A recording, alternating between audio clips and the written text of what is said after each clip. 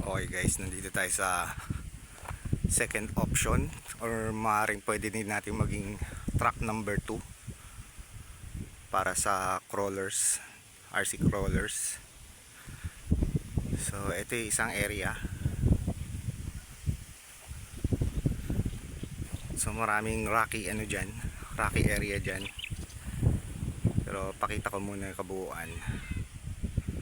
So ang sakop natin dyan, mula dyan hanggang dito, yan, o pwedeng hanggang dito sa area na to. Yan. So meron pa second floor yan. Marami pang pwedeng magawa dyan, pero bigyan yung, ito muna yung overview. So nandito ako ngayon sa spot ng pinaka highlight ng rock crawling. So nandito na lahat, yung rockies, elevation, you name it, nandito na. So eto siya. Ang gagawin dyan, lilinisin na lang tapos i-identify yung mga tracks. So pwede tayo magsimula dito. Yan yung area na yan. Dito pwede tayo magsimula dyan, or pwede tayo magsimula dito sa area na to. So maraming option. So papakita ko lang yung elevation nya, saka kung ano yung mga possible na obstacle. Actually pwede nga rin dito. Yan, yan ang elevation yan, para makita nyo.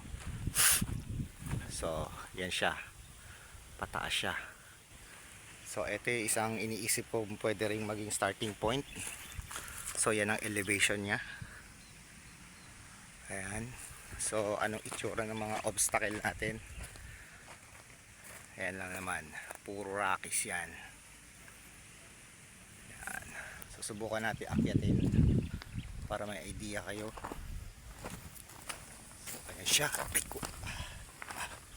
Ayan. Pwede padaanin dito. So yan, pwede rin dito, or pwede rin dito. Ayan siya. Kita nyo kung gaano kataas elevation yan.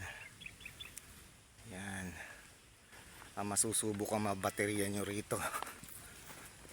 So sa ngayon hindi pa siya presentable kasi wala pa tayong trucks. Ayan, pwede natin paketin dyan, pagkapang, pataas, pababa. So bahala ng imahinasyon ninyo kung paano natin gagawin yan. So plan ko rin maglagay ng tulay dyan para pababa. Yan. Yan ang elevation nya. So yun.